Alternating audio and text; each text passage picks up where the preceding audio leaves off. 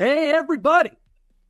We're coming at you live from, from 4 different time zones spanning across a 9-hour difference. We got David from Los Angeles. We got Rain from Atlanta. We got Justin from the UK. My name is James. I'm coming to you from Germany, and we're here. Somehow we're all awake at the same time. But we're here because we love talking about movie locations. We're going to talk about our 10 favorite shots that we saw in historic film locations in the month of October 2024. Let's go.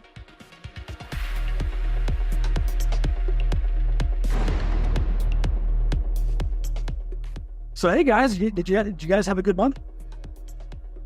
Yeah, it was nice spooky season. I always enjoy October. October is one of my favorite times. Did you get to that Forrest Gump shot at the Wilshire Eagle? I have not gotten there. I'm gonna try and go this month because obviously with it being October, I was very busy with it being the Halloween month.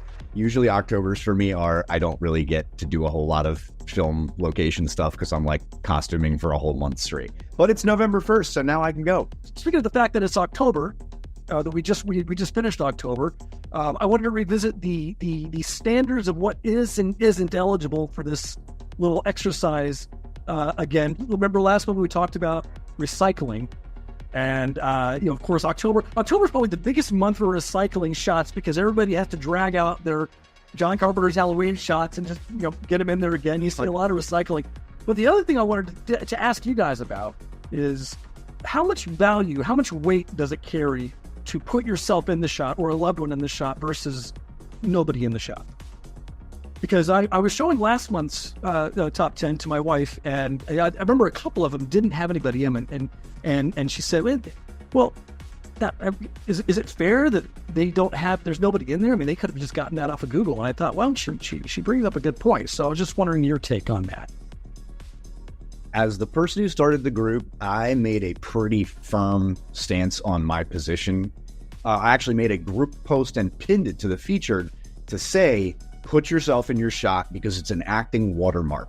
For me, I'm really sort of taking that photo for myself. The fact that I'm sharing it is, I'm not putting the value of me in it other than it's just perhaps more interesting if I'm showing people that know me, that is like, oh yeah, I know you and I've also got my own sort of framing and identity in how I've created my shot. So there's a little bit more information in there. So I think it's kind of along those lines. I think that it adds a layer of personality to have you in the photo on some level. It adds personality, it adds character, whether you recreate the shot or whether you're just standing there or whether you're doing what I do. Putting yourself in the photo makes it more unique. It makes it more yours. It makes it more fun. It makes it more interesting for me to look at. And this exercise, there were some that had nobody in it last month, and there will be some in this month that have nobody in it as well. But the shots with nobody in it just has more to overcome in terms of how I'm going to judge, how I'm going to make my rankings. Let's say I'm torn between 2 shots, like I'm doing my rankings, I'm torn between 2 shots. One has the person in it, one doesn't. The edge will always go to the shot with the person in it. So of course, yeah. Let the people that are watching this video take that away if they want to get in next month's video. With that being said, let's get into these shots that we loved in the month of October. All right, so shot number 10 was a Lord of the Rings shot in New Zealand. What many people consider one of the meccas of movie locations is doing the Lord of the Rings stuff in New Zealand, and this one's a beauty. This shot reminds me of a Justin shot. Just perfect landscape, perfect lineups, kind of wild out in nature, kind of deal.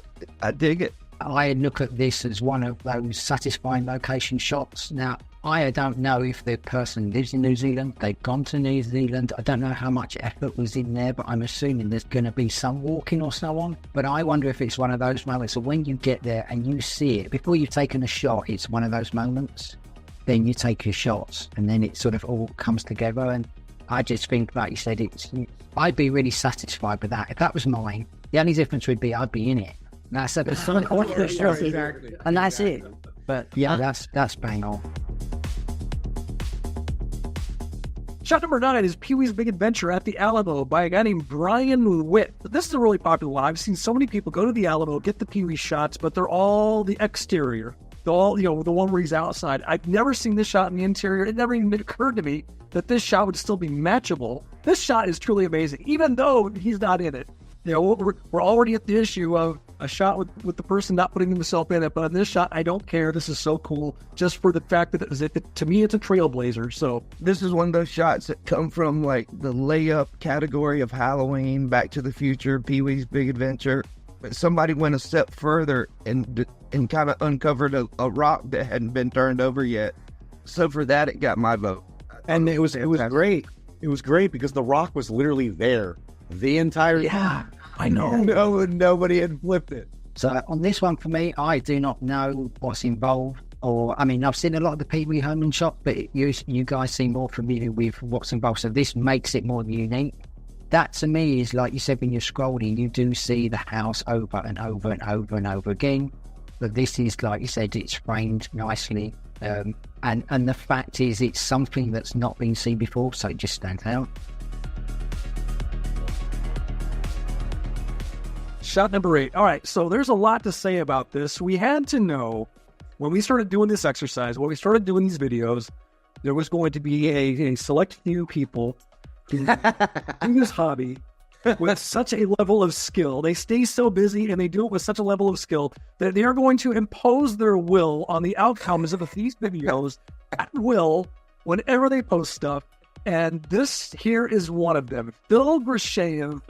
Ray and David, you guys know Phil, right? Am I saying it correctly? Yes. Phil, am I saying it correctly? Grishaev, yeah. Okay. Been seeing this guy's shots for years. He is one of the true gifted people that does this hobby. Phil did this amazing shot from Roman Holiday. What more is there to say about the fact that he did this shot and he did it amazingly well, and he was in Rome? Covering ground goes a lot of way. Phil, to begin with, is one of the absolute best. You guys covered that. He's a friend of mine, and he's so perfect in his shots, and I'm not, which kind of makes our friendship a little. I know he hates my photos, but no, he's as good as it gets. Did you say Phil hates your shots? I wouldn't say hates my shots, but he's such a stickler for lining up the shot perfect and stuff like that. And we joke around about it. Well, I'm a stickler too. I love your shots. Well, thank you. I appreciate it. I'm jealous of the fact that you have a style that's all yours. Thank you, James. But yeah, Phil's as good as it gets in the hobby. I mean, he crushes it every time. He's one of those guys who won't put his photo up unless it's an A+. Everyone should look at his photos and go, this is what I strive. Like, this level of commitment and detail and exercise is the level which I and everybody who does this should be striving to. Thing with Phil is, when I first saw his pictures years ago, this would have been on Facebook, and I messaged him talking about the photos and so on, and he's the one that said, get on Instagram. So James, you're the reason why I do filming locations. Phil's the reason why I'm on Instagram. Number 7 was One Flew Over the Cuckoo's Nest by Bill Orr.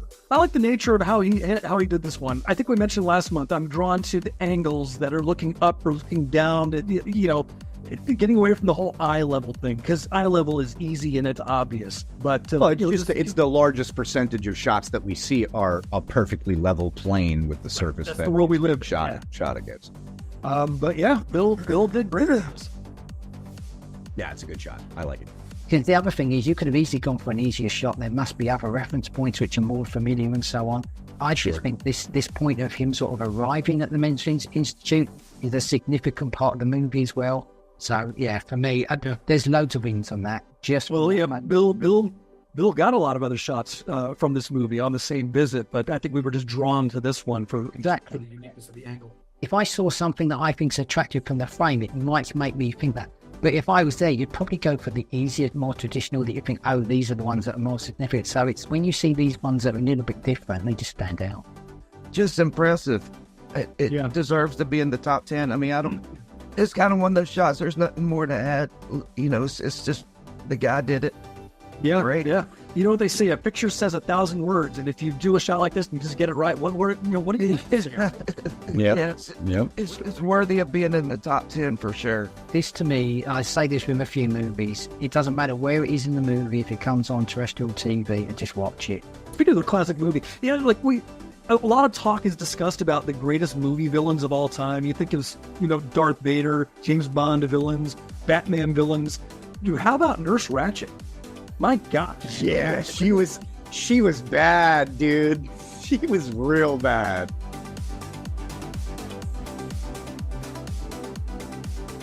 Trick or Treat. Ass. Right up my alley. By that analogy. Now, this one, when it comes to this, I always use the term side-by-side wow.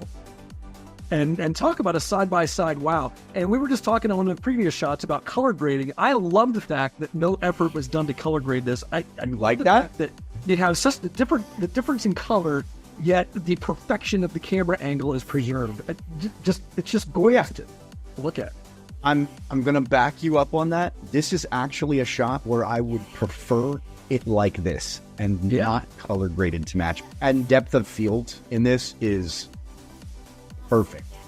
When you kind of blur your eyes a little bit when you're looking at it, right in the center there looks like in the top one it's obviously more poignant that there's like a ray of light that's booming down right in the middle, but there's also feels like there's that still brightness of light in the one at the bottom as well, and they almost look identical, almost to the point where that kind of looks like, like with the, let's go old school cameras when you used to get negative on film and you'd look at negative and then you'd look at the actual print and so on. Yep. And again, the flip side to this, when we was looking at the previous one for the One Flew Over the Cuckoo's Nest, you would not take that as a photo to show anyone else out of context because it would make people, why are you taking it like this? This could be on a calendar. You could show anyone this photo and someone would find that attractive just because of the trees. You don't even have to tell them that it's the top is from a movie.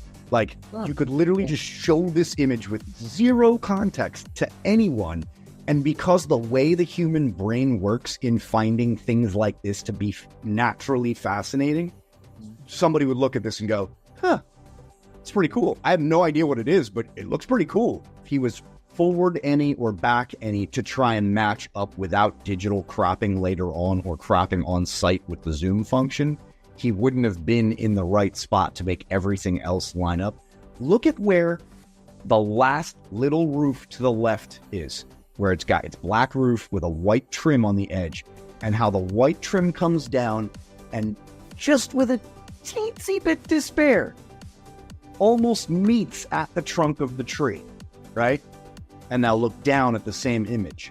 Had he been any closer to try and perfectly actually match up the trees without zooming in and cropping, that roof would have been further away from the tree because of his positioning in the street.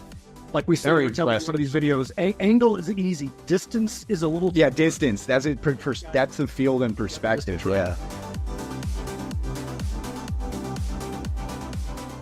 So here we are, shot number 5.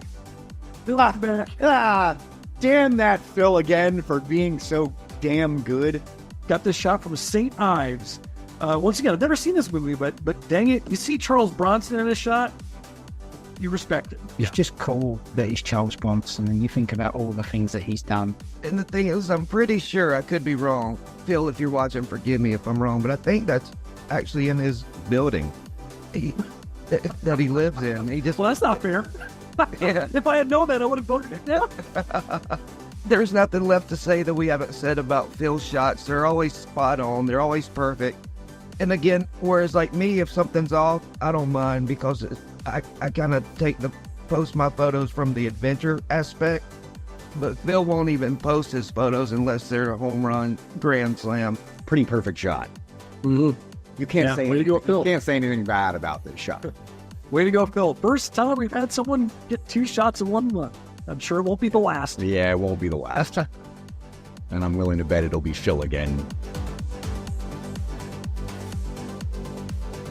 Okay, shot number 4. Jonathan Lorene's back. Remember him from last month? The searcher shot at Monument Valley? He's back.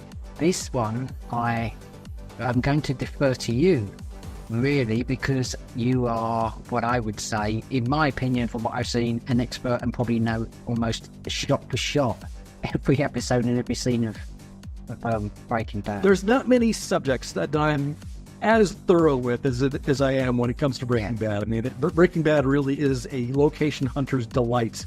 It's such a location-heavy show. And, of course, all those locations are so picturesque because they're out in the desert there in the Southwest. I feel kind of dirty liking this one because of the Darth Vader thing. I don't know what Breaking Bad and Darth Vader had to do with each other. But the thing is about this is this is a very popular location for Breaking Bad fans. So many people go to this spot. I've been there more times than I can count. But this shot's a little different than most people get. But the thing about this that I just love, like I said, Darth Vader has nothing to do with Breaking Bad, but this hobby should be fun. And this shot makes the hobby look fun. This shot out, for me, out of the top 10, had the most personality, going back to that kind of like spirit of doing it and having fun and personality and character. Yep.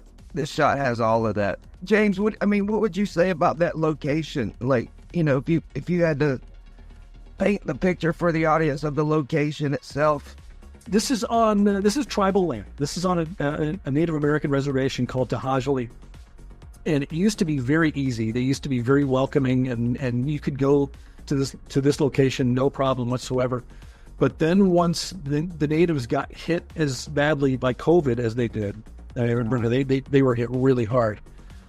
They kind of closed themselves off, and they, you know, like you try to drive onto the reservation, there's signs saying visitors not welcome, and this continued on even after COVID. I have been there a couple of times since then, and tribal police ushered me out both times. So this is not an easy place to go anymore. It's not to say that you can't get there, but it's not easy anymore. So if you decide to go there, you have to go there prepared for the fact that you might be, you know, that they're not laying out the welcome mat for you. You have to get permission, or you just kind of go for it and hope for the best kind of deal? There is nothing physically stopping you from going to this place. But once you get there, if you're there at the wrong place, you know, at the wrong time, someone will call tribal police, and tribal police will come to deal with you. So that adds a little more to this shot that the guy was able, I mean, if he got it recently, yeah, it adds a little more like a little bonus point for difficulty, you know? So shot number 3 is this interior from Hoosiers and Chaz Dempster. My t-shirt choice of the day is actually in honor of this shot. When it comes to this hobby, there are those of us that kind of do the easy, obvious thing that everybody knows about, and then there are those who dream big. This one ranks so high just because this goes into the dream big category, right? Like you said, this is on private land, and the place is damaged now because a tree fell on it. But I just like the risk, effort that's gone, and the trouble that's gone to get this one shot. And it's not like they've gone in and someone said, "Oh, I've got the pressure. Maybe they're watching. I need to go." They've made a point of framing it. Again, it's one of those that you could put the actors in that bottom shot and it would still look the same with minus the destruction. It actually took me back a little bit. Some shots take me back to a movie, and that shot did. I can hear the soundtrack in my head. Yeah. It's unique. It's uber cool. It just hits every single mark and framing and so on. So, yeah.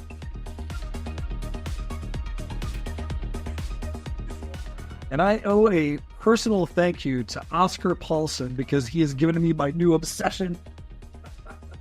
When I saw this shot from The Seventh Seal, this was one of the biggest jaw drop moments I remember having when in seeing somebody else's location shot. And the first thing I did when I saw this was I was like, where is it? Or more to the point, how long will it take me to get there? Yeah. And I got on Google Maps. I found out it's 9 hours away. It's injured. Of course, the next morning, the sales pitch to my wife came. How can I get my wife excited about a 9-hour drive? Is it in Germany? For this shot. It's in Sweden. I mean, the Seventh Seal is not the most popular movie, but this scene is one of those ones that everybody knows because it's been riffed on so many times. I mean, Bill and Ted's Bogus Journey. That's where this is from. I was dude, I've never seen this movie, and I was literally just looking at it as you were saying that, going, wait a minute, where do I know this from? Bill and Ted. That's a moment in pop culture history. One of the most famous scenes in movie history that people don't know what movie it's from. The Animaniacs wrapped an entire episode around this scene.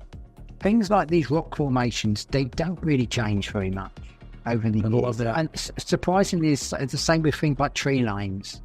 So if there's anything like when I went and I looked at like Gladiator and so on, you'd think, so many years ago, everything would change. Of course, the trees go, but that shape, that contour of the tree lines doesn't ever really change. Mm-hmm. And I think it's the same sort of thing here with rock formations and so on. This is why it just looks like you've swapped the actors. If you was going to do again, you're going to do a remake, it's just a modern version and the old version if they were at the same locations. Mm-hmm. Like you, this goes into, I've never seen this before. This is something I'd want to do because of the uniqueness of it. So, Is this one that hasn't really been out there that much? Because I don't feel like like I said, when I saw it, I did like getting this shot or this scene. It's never occurred to me. I mean, the movie's so old, no one talks about this movie, so it's never occurred to me. And then when I saw this shot, like I said, my jaw dropped. This is the one that I want to get now because I've never seen this before. The number one, the grand winner of October, is a guy named Mike Sal for his. And I'm kind of surprised that we all agreed that this should be number one. This is on the 14th hole of an actual golf course. So what I'm curious about is how you go about. I mean, I've attempted golf course stuff, and it ain't easy. They don't take kindly to people going on the golf course. No, even if you're a member, they would be like, "Why?" But the chances of somebody being able to get on this particular exclusive golf course, which is not easy to get on, that's true though. The chances of that mixed with the chances of somebody who's curious enough to find that shot, and it being just a fun, goofy shot. It's right in line because it's not a usual shot that we see. Like that's just a frame from the middle of a film. It's the introduction of a production company. The feels that I get that are evoked from this for me when I look at it are the same exact sort of feels that I get when I look at when somebody goes to where the Windows XP hills were, the picture of the famous Windows XP hills, and somebody finally eventually went and found that. It's one of those shots that you don't look at and start to critique. You look at and you smile. This is definitely not a layup.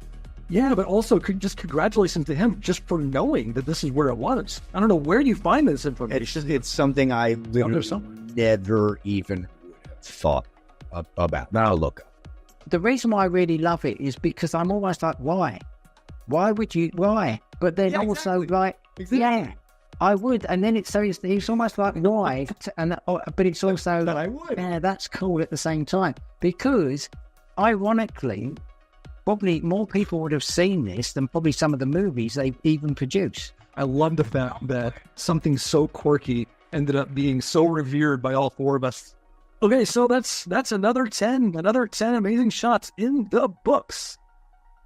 Thanks, guys. Man, I'm so enjoying doing these videos with you. Yeah. Looking forward to next month's. David, Justin, it was good to see everybody. I mean, apart from enjoying doing this, I have now a new set of movies that I want to watch that I've not seen in a long time. I've not seen. Like, I like Charles Bronson. I've never seen St. Ives. That's going to be on the list to watch. That's a good takeaway from this, is that all of us should be experiencing some level of, not just a little bit of twinge of jealousy that somebody else got a really, really great shot, but that it's a shot from a movie that you now have to watch because it's like, well, shit, it's just a good looking shot came out of a movie I've never seen. Now I want to see the movie.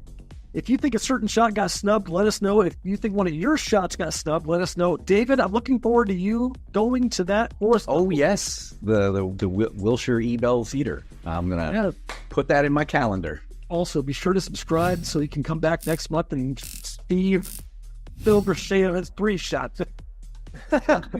all 10 of Phil's shots. But obviously, more importantly, see if one of your shots got it. Okay, guys, that's fantastic. We'll look forward to seeing you in a month. Do you say? Right.